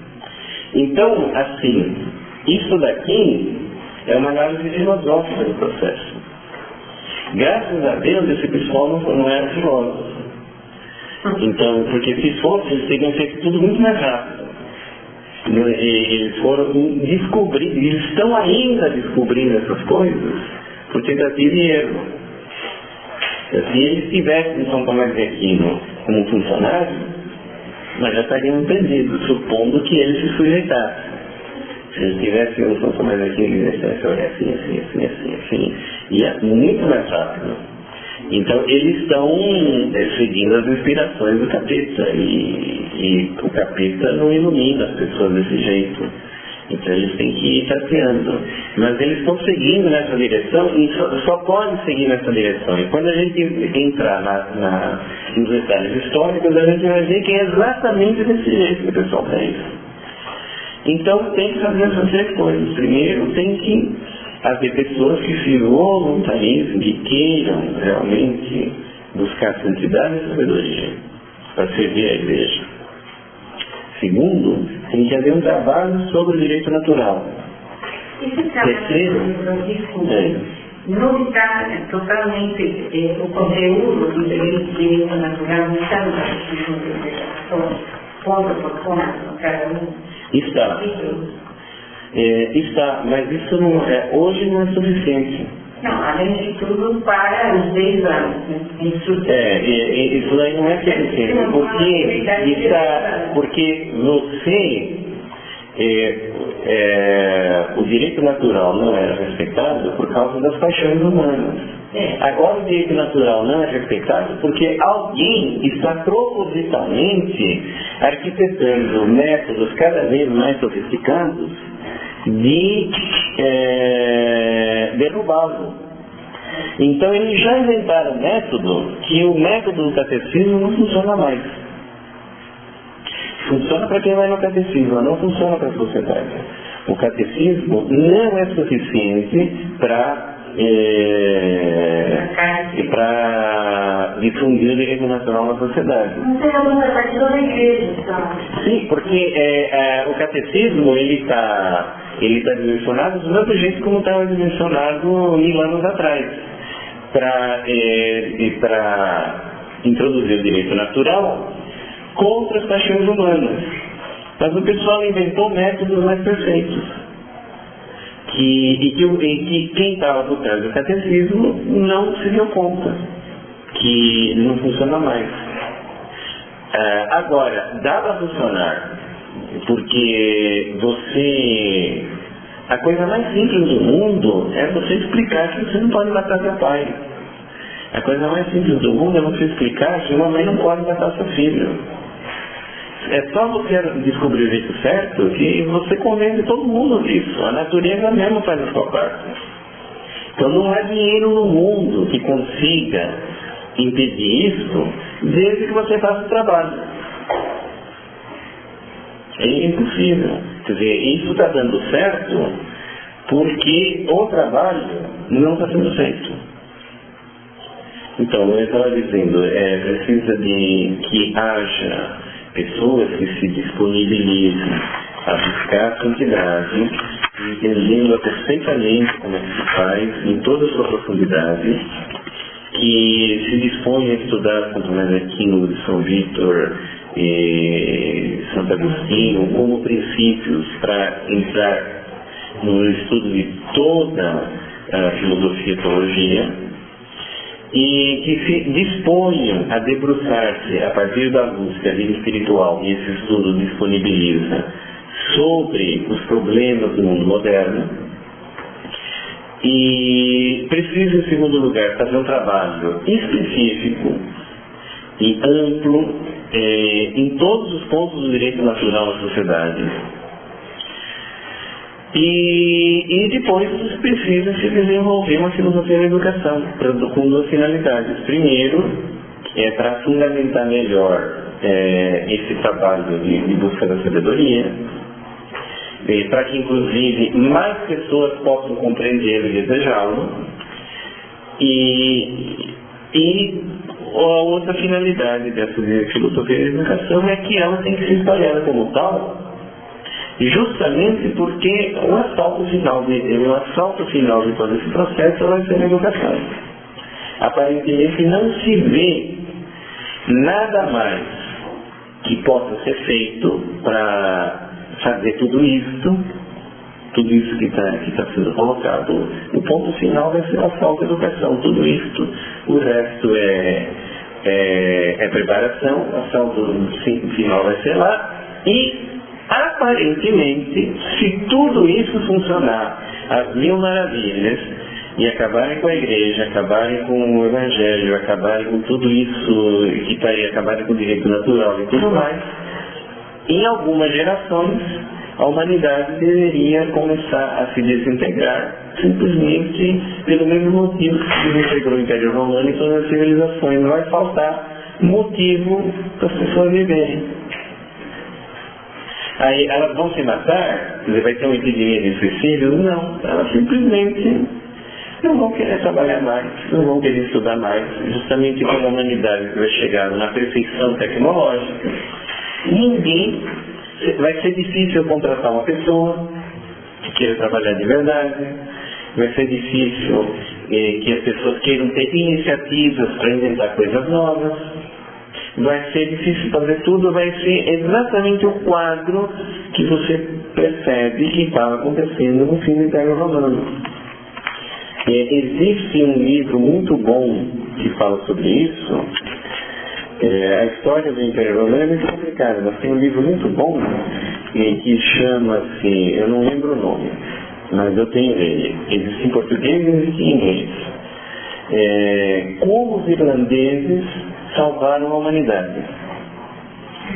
Os irlandeses. Então, é um indivíduo que ele escreveu a história da evangelização da Irlanda.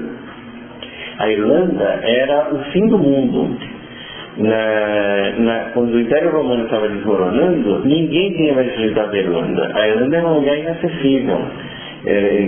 Tem um monte de bandidos que você pisasse ali, você era imediatamente sequestrado e não dava nem para chegar perto.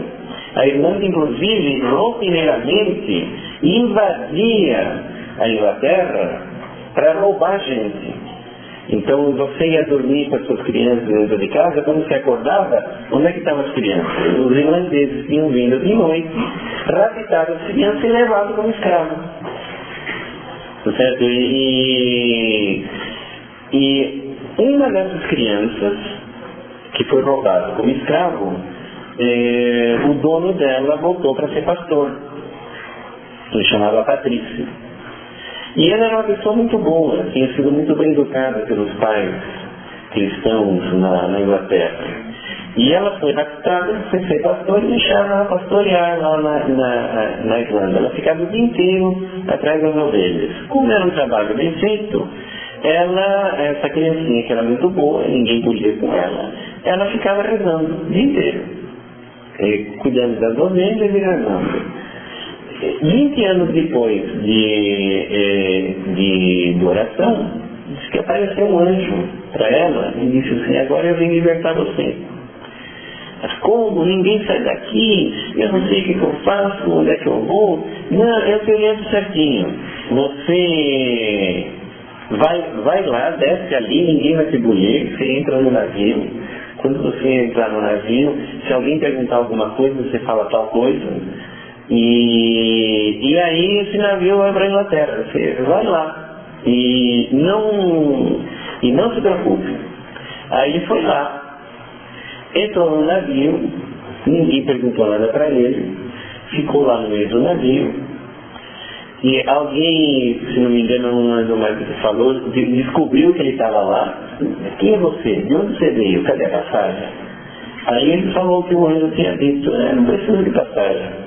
Aí ele falou: ele não precisa de passagem, vamos embora. E aí o navio foi para a Inglaterra. Quando chegou na Inglaterra, ele desceu. E aí ele foi procurar um lugar para ser padre. Acho que nem sabia mais quem eram os pais dele. E aí um mosteiro beneditino da Inglaterra mandou ele para a França, onde ele estudou. Se formou padre, foi ordenado padre. E aí ele disse: olha, eu quero evangelizar o meu país, a Irlanda. E ninguém foi até lá até hoje. É um lugar impossível, mas eu conheço tudo ali. E você deixa ir embora? Aí eles disseram: sim, mas antes você vai ser bispo. Então ordenaram ele bispo e disseram: a Irlanda é tua. Aí ele voltou para a Irlanda, começou a evangelizar a Irlanda. E aí evangelizou a Irlanda inteirinha, botou todos eles a estudar latim, foi uma maravilha. Ele fez os irlandeses copiar os livros da Europa, só que o patrício não sabia que a Europa estava acabando, a Europa estava desmoronando literalmente. Então tem um capítulo nesse livro que conta como o Império Romano estava desmoronando, que ninguém queria fazer mais nada, que ninguém escrevia nada, que inclusive que o funcionalismo público era vitalício, porque não tinha funcionário público, então era obrigado o funcionário público a passar o cargo para o filho. Depois, como nem isso queria fazer, veio uma lei que o funcionalismo público era obrigatório sob pena de morte. Então, o funcionário público que abandonava o posto ou não queria assumir, ele era crucificado. E só que essas leis nunca deram certo, porque quem ia crucificar o pobre coitado também era funcionário público. E ele não estava nem interessado de cumprir ordem nenhuma. E o mundo estava desmoronando simplesmente pela mais pura falta de interesse por qualquer atividade. Apatia total. Certo? É o que, teoricamente, vai acontecer se esse plano todo der certo. Certo? Vai ter apatia total. Uma apatia tão grande que até nem sequer se não trabalho de se matarem. Não tinha suicídio. É bom que o mundo venha, os bárbaros venham. Certo? Aí os bárbaros tinham uma força, uma vontade de conquistar tudo. Quando viram que inclusive o Império Romano estava assim, aí que foi a delícia. Não, vamos entrar lá, eles não estão desde anos de resistência, é só entrar mesmo, não é possível. Não tem, cadê o exército romano? E o exército romano, isso não existe mais.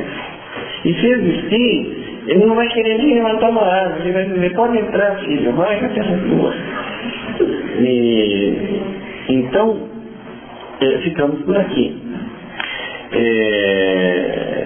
Pode ser interessante vocês verem esse livro. Eu, sinceramente, não lembro do autor, mas não é difícil de encontrar. Como? Como? H-I-L-L. C-A? Deve ser. Você já viu esse livro? C-A-H-I-L. C-A? C-A-I-L. C-A-H-I-L.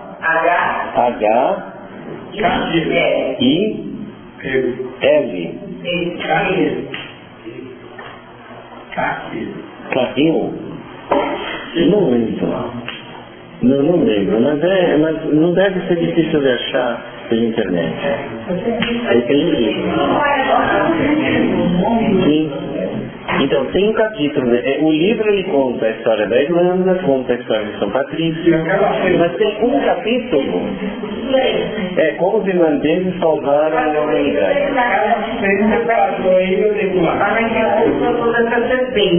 Sim, tem um capítulo que mostra como que o Império Romano desmoronou. E que a gente acha que é por causa dos dados, não, é porque é assim que desmorona toda civilização quando chega no fim. Então, ficamos por aqui e